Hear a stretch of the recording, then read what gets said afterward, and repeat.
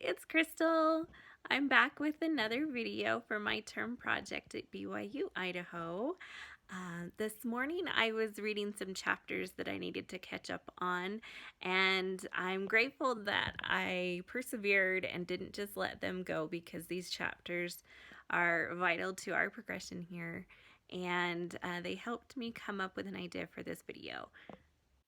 I wanted to introduce the text we are reading. This is a picture to the book, Successful Marriages and Families.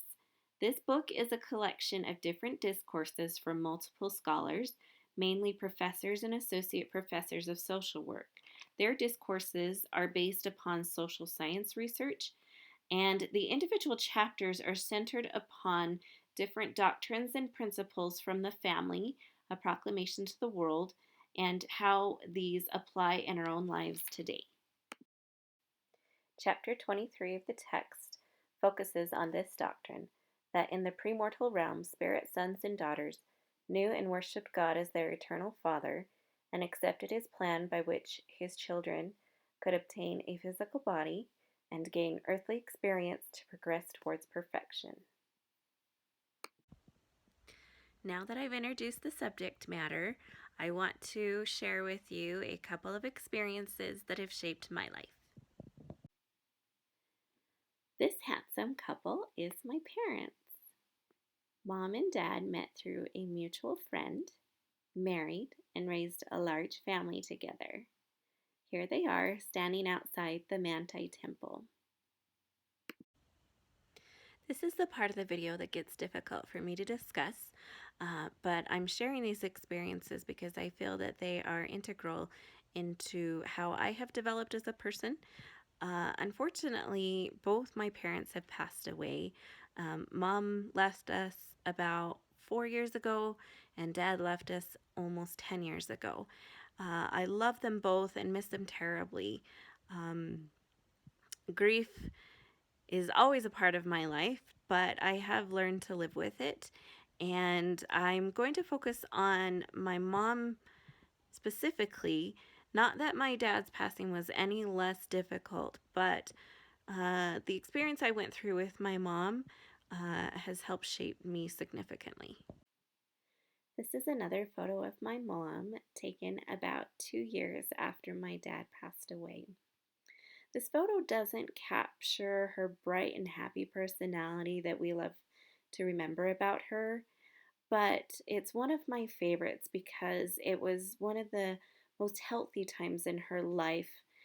She was quite ill for my entire life, and so I love this photo because she looks healthy and because it's a treasured memory. This part of the video flows a little bit differently than before because I had started the video previously and was going to talk about a different experience that I went through. I'm still going to share it, but in a different way because it contributes to the story about me and my mom.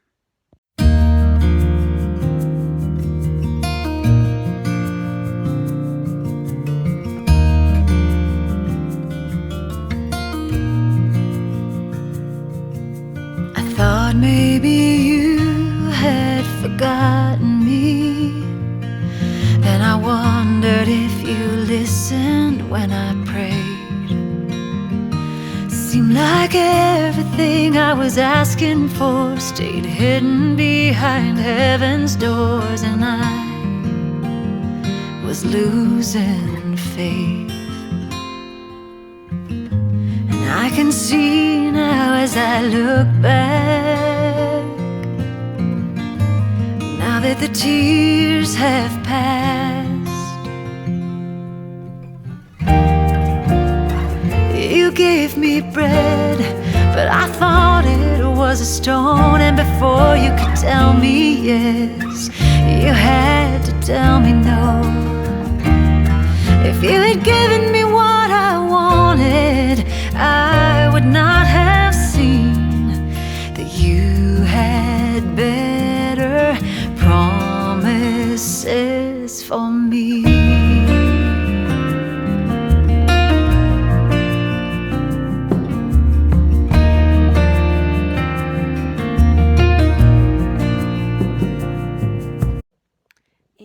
previous video, I referred to a time when I had gained a testimony of the truthfulness of the gospel of Jesus Christ by reading the Book of Mormon.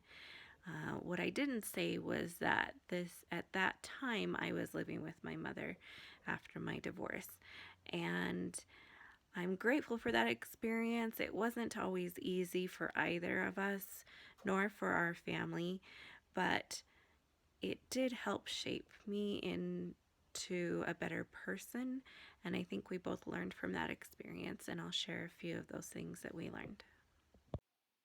This is a picture of my mom and I taken during the time that I was living with her after my divorce and while I was investigating the church. This picture was taken at the open house just before the rededication of the Ogden, Utah temple. I love this picture because of how happy we look, and also because it very well may be the last picture taken of the two of us together before she passed away. What you don't see in this picture is that my mom her body is starting to succumb to the illness that she had struggled with for so many years. Living with my mom during this time of her illness became a blessing. I was able to build my relationship with her by practicing what I was learning in the gospel, by serving her. This semester, my professor shared The Ring Theory of Kvetching or Complaining by Susan Silk. I'm grateful that this was shared because it helps me to understand how to deal with some of our feelings when we are going through a crucible.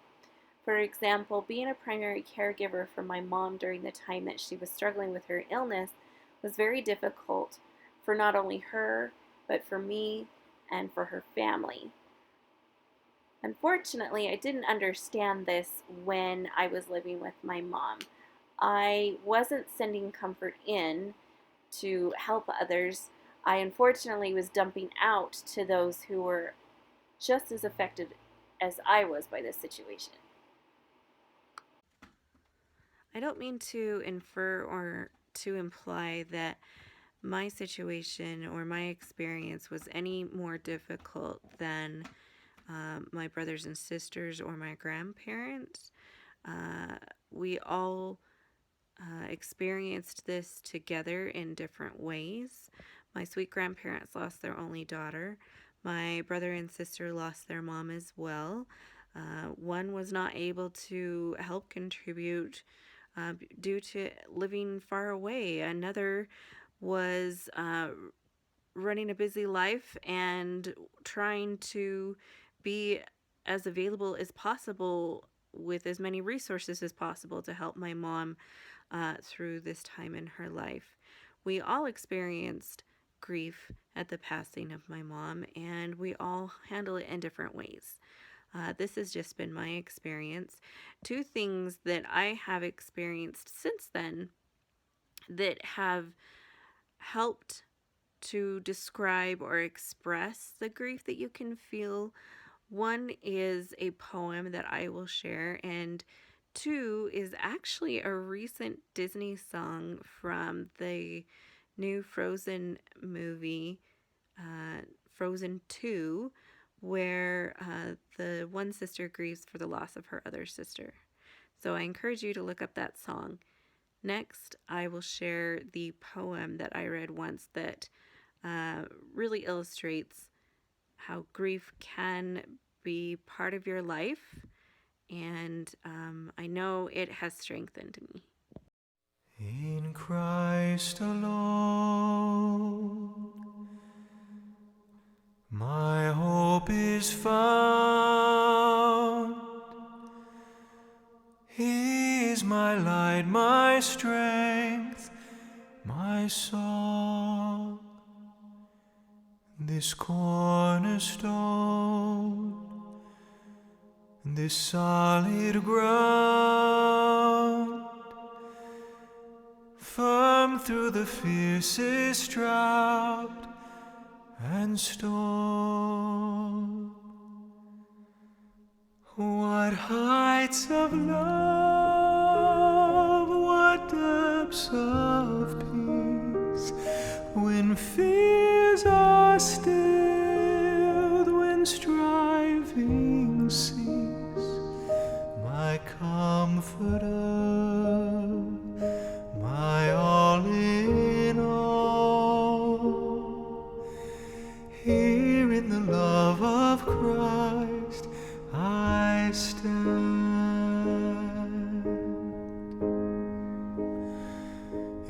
Christ alone, who took on flesh, fullness of God in heaven,